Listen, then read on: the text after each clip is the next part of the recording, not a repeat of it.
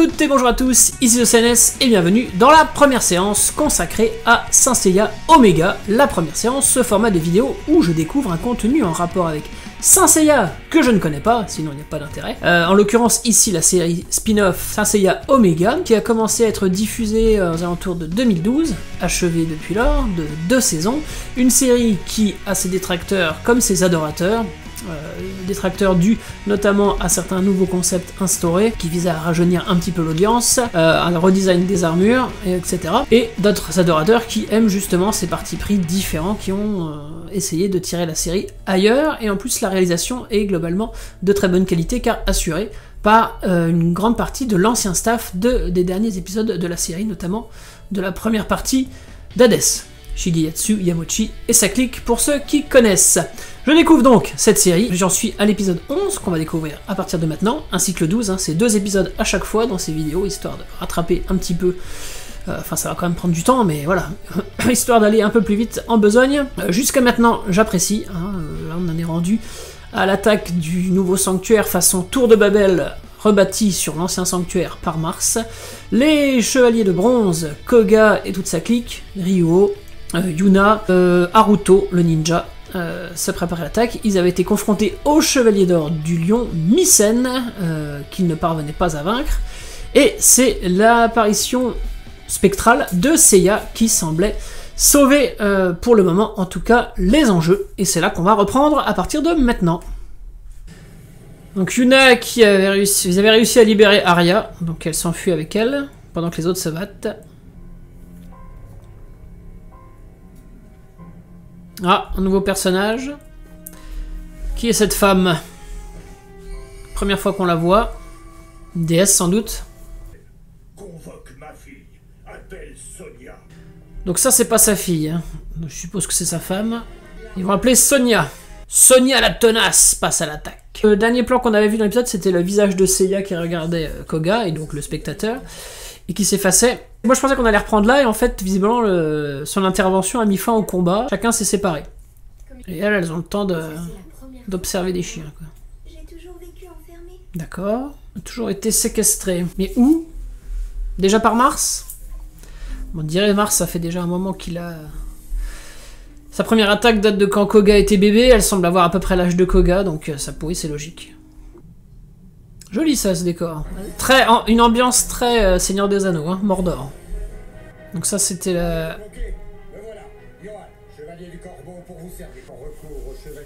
Un chevalier d'argent traître. Chevalier du corbeau du coup. Ah, c'est vous les traîtres. Ah, Sonia, donc c'est une femme chevalier. Ok, donc c'est des chevaliers d'argent qui sont à la solde de Mars, mais comme Mars contrôle le sanctuaire, si ça se trouve, ils savent pas qu'ils sont félons, on reprend un peu la dynamique originale de la série. Chevaliers d'argent qui à nouveau ont des armures, bah, voilà, qui n'ont plus rien à voir avec les anciennes, mais ça c'est le concept même de la série, ça n'a jamais été... Bah non, ça n'a jamais été explicité pourquoi il y a eu cette modification. J'espère qu'à un moment donné, ils prendront la peine de l'expliquer quand même. Pourquoi ils ont fait évoluer les armures comme ça, dans la logique interne de la diégèse de la série. Bon, limite qu'il les change, pourquoi pas, moi j'aime bien que ce soit justifié, vu qu'on est censé être raccord avec l'ancienne série et être dans le même univers. Oui, c'est très bon. Bon, j'ai l'impression, avec cette intro, enfin remarqué, nous a quand même montré des futurs opposants pour l'épisode, mais là on repart sur de la tranche de vie. Prend du temps avec les personnages. Je te protège, c'est parce que je l'ai promis à Koga, ça ne va vraiment pas plus loin que ça. Oui, bah oui, bien sûr. Pourquoi elle fait semblant? Ça se montre sous un jour très positif sans se forcer, et puis d'un coup là elle décide de pas lui révéler la vérité. Très japonais ça, ce concept de pas montrer ses vrais sentiments, d'avoir cette pudeur. Vous me direz, j'aime bien, ça me plaît en général. Mais là, elle a quand même été très souriante et tout ça quand elle lui a offert le pain, et puis d'un coup là elle semble distante, on sait pas trop pourquoi. Pas très subtil de sa part. Alors. Bah du coup, Yuna à part... Enfin... c'est quoi l'objectif? D'accord, elle l'a éloigné du conflit, comme lui avait demandé Koga, mais... peut-être pas demandé de faire du tourisme non plus, quoi. Il y a peut-être d'autres choses à faire, alors que l'école a été attaquée, a été ravagée, que le sanctuaire a été détruit, rebâti, que se promener et visiter, faire du tourisme local. Yuna contre 3 chevaliers d'argent. Bon, à mon avis, elle va pas être à la hauteur. Elle va se faire dépasser, ce qui va nous amener à autre chose. Soit Arya va prendre part au conflit, soit notre personnage va arriver. Petite apparition de l'armure dans le flash au blanc, histoire de faire une petite économie d'animation. Bon, moi vous allez me dire, il gratte pas du temps d'épisode comme ça. Ah, donc elle, c'est bien une... Sonia, c'est une martienne, elle. Ouais. Oui, donc pour le coup, ils savent très bien qu'ils servent quelqu'un d'autre. Par contre, qu'est-ce que c'est que ces designs à nouveau qui n'ont absolument rien à voir, mais rien en commun avec les armures d'origine. J'aime bien le style de combat de Yuna qui est uniquement à base de... J'avais déjà dit, hein, mais... J'aime bien le rappeler, qui est uniquement à base de jeux de jambes. Et j'apprécie qu'ils s'amusent pas à utiliser ça pour nous montrer sa culotte en permanence, parce qu'en fait on la voit jamais. Hein, quand tous les plans qui sont en contre-plongée, etc., ou en tout cas, il y a toujours un élément, une armure, quelque chose, ou un ombrage, en fait on ne voit jamais ce qu'il y a sous la jupe. Vous voyez là par exemple. Dans un truc de pervers, comme beaucoup de mangas se permettent de l'être, on nous montrerait sa culotte, et là on nous la montre pas, et moi j'apprécie ça, parce que c'est quelque chose qui a tendance à me gonfler. Ouais. Qu'on détourne l'attention par des trucs... j'allais dire putaclic, c'est pas le terme, mais... le mot ne me revient pas, mais voilà, qu'on utilise les arguments plastiques des personnages féminins pour attirer le spectateur. Voilà, ça c'est bien gentil pour les ados, mais moi ça me gonfle. Ça, pour moi, ça a tendance à tirer les œuvres vers le bas. Saint Seiya d'origine, on était totalement dénué de cet aspect, et c'est bien que ça continue dans cette vague. Donc là, on a des personnages avec des tenues un peu sexy, mais ça n'ira pas plus loin. C'est d'ailleurs l'erreur qu'avait fait la série Santia Show, qui avait énormément sexualisé certains des personnages, alors qu'en plus c'était une série qui était censée mettre en avant des personnages féminins, et ça m'avait vraiment fortement déplu, ça. Il a un design, il est un peu ridicule, hein, le personnage du chien de chasse, là. Avec son espèce de peau de renard, de peau de loup qu'il a sur la tête, là. Ah, bon bah voilà, Soma. Ah, donc c'était elle. On n'avait pas vu ça, hein. Moi je me rappelle pas du tout qu'il nous avait suggéré que le personnage était féminin, mais peut-être que j'oublie, hein, c'est possible. C'était quand même il y a plus d'1 an que j'ai regardé ça. Parce que là on nous a remontré le flashback, je les vois pas redessiner le flashback. Le truc c'est qu'il n'y a plus aucune différence entre les armures des chevaliers d'Athéna et les armures des martiens du coup, hein, ils sont tous dans le même style. Qu'est-ce que c'est que ce design? C'est vrai que son Altesse Sonia et sa Majesté Mars ne sont pas des chevaliers. Oui. Et à notre époque, il ne reste que très peu de chevaliers d'or. La puissance de sa Majesté et des autres est donc indispensable pour protéger notre monde. Ok, c'est comme ça qu'il justifie de servir Mars. Bon, heureusement qu'on a les plumes de corbeau, hein, pour faire un lien avec sa constellation. Parce que lui, contrairement à Jamian, bah, il n'utilise pas de vrais corbeaux pour se battre. Sa chevelure lui fait comme une espèce de cape. Au chevet du corbeau. Là. Ah non, mais il a une cape en fait, il a un espèce de manteau. C'est malheureux, hein. Là, quand même, une des forces de Saint Seiya, enfin, ouais, une des forces principales, c'est le charisme et la beauté des opposants. Alors bon, vous allez me dire, j'ai les chevets d'argent qui n'avaient pas tellement de charisme, hein. Mais quand même, ils avaient tous un style assez particulier, là.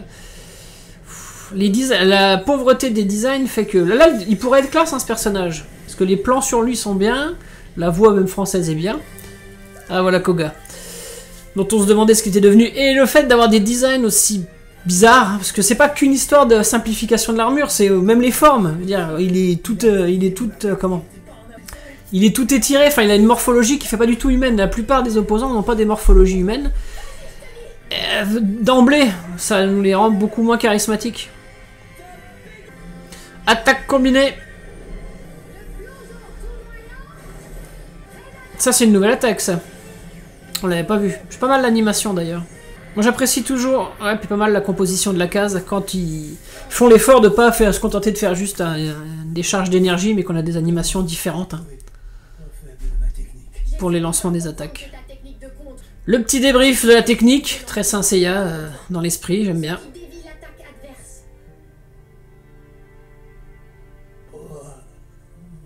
Là on était dans du Saint Seiya dans la conception du combat, avec une similie, en tout cas un respect de l'adversaire au moment de la mort, un respect entre les deux. J'aime bien.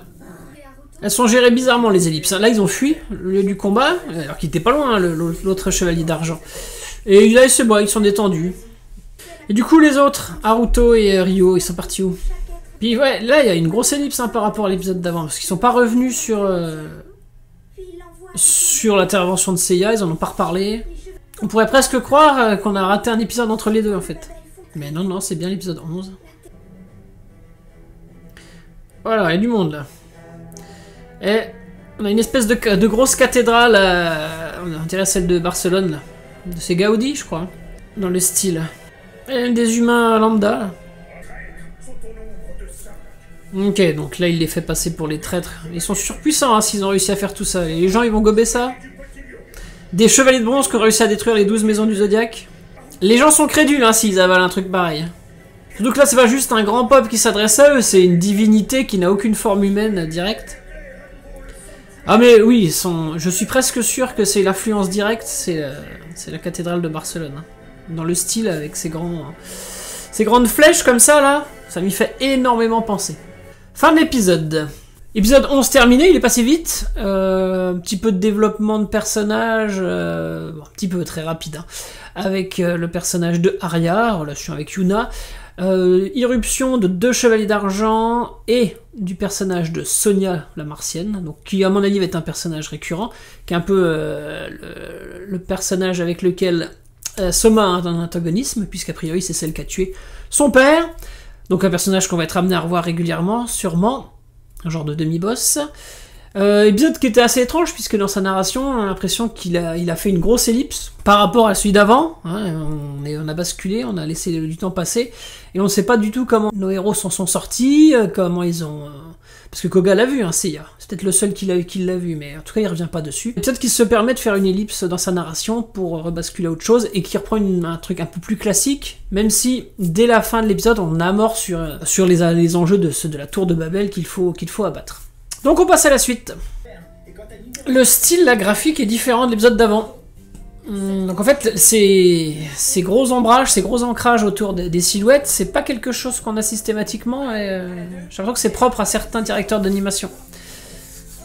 Parce que le style, finalement, d'un épisode à l'autre, il est bien émulé, hein. C'est pas comme dans la série classique où ils avaient énormément de mal à reproduire le style Araki en fonction des directeurs d'animation.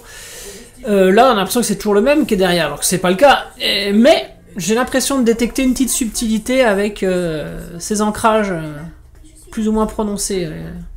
Là, par exemple, voyez, on le voit bien, là. J'aime bien, moi, quand ils font ça. Ça donne un côté un peu plus travaillé au trait.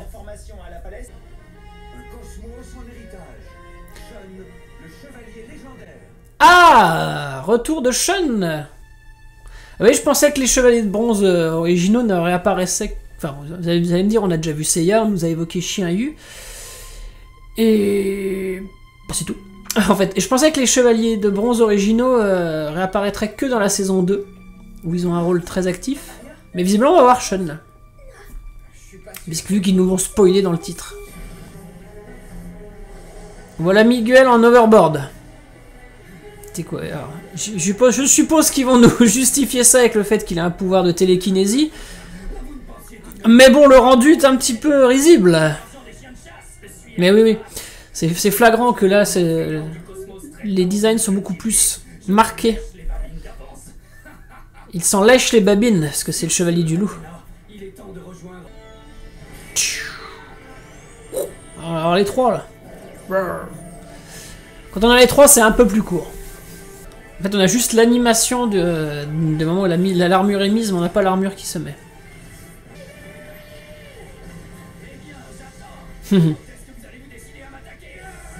Ça, j'aime bien. Yeah. Il est très physique, lui. Il met des coups, il met des coups directs.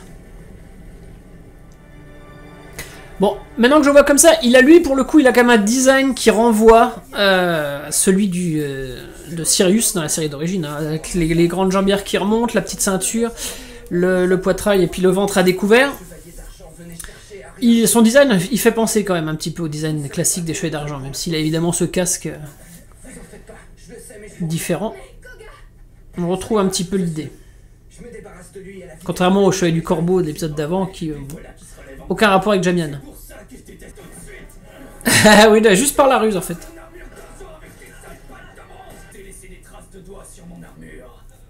Ça renvoie à Misty. Prends pour qui pense je n'ai plus de force.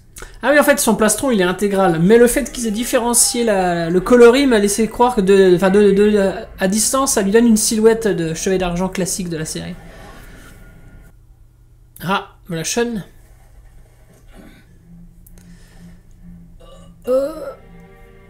C'est Sean, le chevalier d'Andromède. Ah, direct, il a même pas joué le suspense du fait qu'ils sont encapés. Normalement, quand les personnages sont encapés, ils les reconnaissent jamais. Là, il l'a reconnu direct.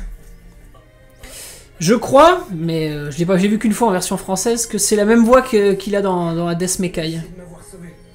Je suis curieux. Ah, du coup, ouais, j'aurais dû regarder en VO parce que pour le coup. Le chevalier a filé la paix entre les gens. Ouais, je savais pas qu'on allait le revoir. Rentrons d'abord. Ryo m'a beaucoup parlé de toi. Et tu connais Ryo? Bah oui, vu que c'est le fils de Shiryu. Même si... Ouais, je me demande si c'est son doubleur d'origine. Donc c'est le doubleur historique de Vegeta en japonais. Ou si c'est quelqu'un d'autre. Ou si c'est par exemple le doubleur qu'ils ont pris à partir d'Hades justement. Qui a une voix plus féminine. toujours là. Et qui est toujours en poste depuis. Docteur Sean, c'est logique. C'est logique comme reconversion, mais après... Je sais pas si ça a été expliqué le pourquoi eux n'étaient plus en activité. Pourquoi ils n'étaient pas devenus chevaliers d'or. Parce que Seiya est devenu chevalier d'or, pourquoi Sean et Shiryu ont arrêté? Si, Shiryu, si, il l'avait dit, il n'avait plus de cosmos. Il est très affaibli. Il a besoin de repos. Donc Sean, ils vont peut-être nous expliquer pourquoi. Fils de Shiryu a ton cosmos qui s'affaiblit. Comme par hasard. Genre, donc si tu l'as trouvé, c'est que t'étais pas si loin que ça des événements qui se passaient au sanctuaire, mais t'es pas venu quoi. Qu'est-ce qu'il a à son bras? Je vais chercher de l'eau. Il ne pourra plus jamais porter son armure. Ok. C'est comme ça qu'il justifie qu'il soit plus en activité. Blessé par les ténèbres de Mars. Pour l'instant, j'aime bien comme il nous est présenté, Sean. Et au niveau de son design, on le reconnaît bien. Tu la connais bien, n'est-ce pas? Saori. Tu connais Saori. À l'époque, Ouais, raconte-nous. je connaissais enfin une brève période de paix. C'est alors que Mars a attaqué la Terre. Se m'interposer pour protéger Saori. Et là, ils avaient leur design classique. Hein. Elle semblait toucher. La météorite a explosé et ses fragments se sont dispersés. Les fragments ont fusionné avec les armures. Elles ont pu renaître sous une nouvelle forme, mais ce n'est pas tout. De leur cosmos. Ça y est, ils viennent de nous justifier le changement, merci. Et malheureusement, nous sommes venus l'aider et avons tous été contaminés à notre tour. Merci pour cet épisode 12, qui a enfin explicité, qui a fait le lien avec la série d'origine, qu'est-ce qui s'était passé, pourquoi les designs avaient changé. Merci, voilà. Y a pas besoin, moi je vais pas m'amuser à m'interroger sur est-ce que c'est cohérent, est-ce que c'est pourquoi. Ils nous ont expliqué ça me semble tenir debout. Moi je suis content. Voilà, bah, c'est ce que je demande pas plus moi. Te revoilà dans le bronzillant, Le bronzillon. chevalier d'Andromède. Vous abusez un peu les gars, hein. Même si avant on l'avait pas eu en entière, on se retape les mises d'armure là. Parce que là c'est long. Oui non mais c'est bon les gars. C'est très long, c'est très très long. Par contre, franchement j'espère que Sean va sauver la partie et va se battre. Parce que si c'est lui qui se fait défendre par les bronzes, les nouveaux bronzes, ça me saoule un peu. Hein. Je dis pas que les autres ne doivent pas avoir leur moment d'honneur, mais vu que c'est la première réapparition de Sean, il faut le faire briller. Sérieusement que je vais te le dire. J'aime bien là. Petits enchaînements de coups là. Comme si un petit chevalier de bronze pouvait l'emporter sur un chevalier d'argent. C'est du simple bon sens. À se demander ce que tu as appris. Ah bah écoute, toi t'as pas appris en tout cas l'histoire de tes aïeux, parce que c'est ce qui s'est passé en 1990. Hein. Plus de temps à perdre. Ah, pas mal. Pas mal pour s'apercevoir que les anciens designs étaient meilleurs que les nouveaux. Mais il me suffira de Je dis pas mal, sincèrement je suis un fanboy, hein, parce que en vrai c'est hyper basique ce procédé là. un peu plus longtemps. Mais ça marche quoi. Dire que tu ne mets plus d'aucune. Elle porte toujours les bretelles, Sean. Tu crois me faire marcher? Ce n'est qu'une illusion. Ouais, il génère le fantôme de ses chaînes.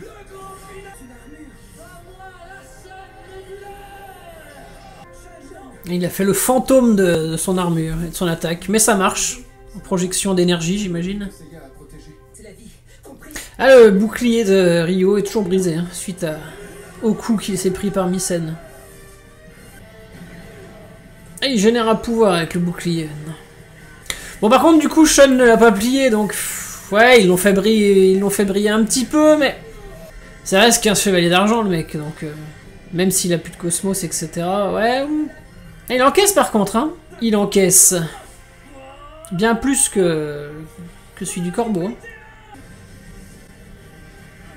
Ouais, bon, on a compris, les gars, là. C'est trop appuyé, mais ça, c'est le problème des shonen, souvent. On veut surligner les choses. Un simple plan sur le visage de Sean avec un sourire, ça aurait suffi. Pour qu'on comprenne l'idée. Je parviendrai à vaincre Mars. Et j'arriverai à sauver Saori. Arigato gozaimashita. Fin.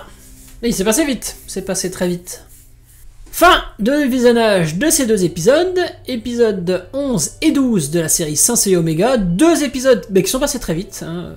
Je sais pas pour vous, forcément c'est coupé. Mais pour moi c'est passé vite, donc il s'est passé pas mal de choses, j'ai suivi ça avec attention. L'épisode 12 qui voit le retour de Sean. Important pour moi, j'attendais depuis le départ de la série, mais on a eu enfin la filiation logique. Comment l'univers avait à ce point évolué. Hein. Donc au terme d'Hadès, il y a eu une attaque de Mars. Les chevaliers s'y sont opposés. Pendant que le combat arrivait à sa fin, une météorite a été attirée sur Terre. J'imagine que ça sera un peu plus approfondi par la suite. L'apparition de cette météorite a mis fin au combat, a fait muter les armures, leur a donné des nouveaux pouvoirs, donc ce qui explique, ça y est, la transition, le pourquoi les armures ont évolué. Mais ça a aussi fait évoluer Mars, qui est revenu plus fort sous cette forme-là. Et c'est ce qu'on a vu, donc, qui a fini par l'emporter, hein, après un combat avec Seiya, c'est ce qu'on voyait dans le premier épisode. Ensuite, les autres bronzes sont intervenus pour essayer de sauver la partie, et ont perdu leur cosmos. Voilà, c'est ce qui a mis fin à eux en tant que héros, mais malgré tout, une fois que Mars a fait ça, et le sanctuaire a continué, la palestre a été forgée, tout l'univers n'est pas du tout justifié avec ce court flashback, mais en tout cas, on a au moins expliqué le changement des armures et pourquoi le concept des gemmes, etc. Voilà. Ça, la filiation a été faite. Sean est de retour. J'aime assez bien comme ils l'ont traité. J'aurais aimé qu'ils le fassent plus briller, mais j'imagine que ça sera plus par la suite. Donc voilà, c'est sympa. C'est sympa. J'aime bien. Franchement, pour l'instant, 12 épisodes, j'aime bien cette série. Je la suis agréablement. Et vivement la suite. Si cette vidéo vous a plu, n'hésitez pas à la commenter, à la partager, le petit pouce qui fait plaisir. Voilà, n'hésitez pas à vous abonner à la chaîne, à regarder les autres vidéos de celle-ci. Il y en a de nombreuses, que ce soit sur Saint Seiya Omega, on commence à en avoir une dizaine maintenant. D'autres spin-offs, il y a des vidéos thématiques même sur la série, et évidemment énormément de vidéos sur les figurines, où j'en profite pour vous parler de la série classique et de ses personnages. Voilà, à très bientôt pour une prochaine vidéo. Salut à vous!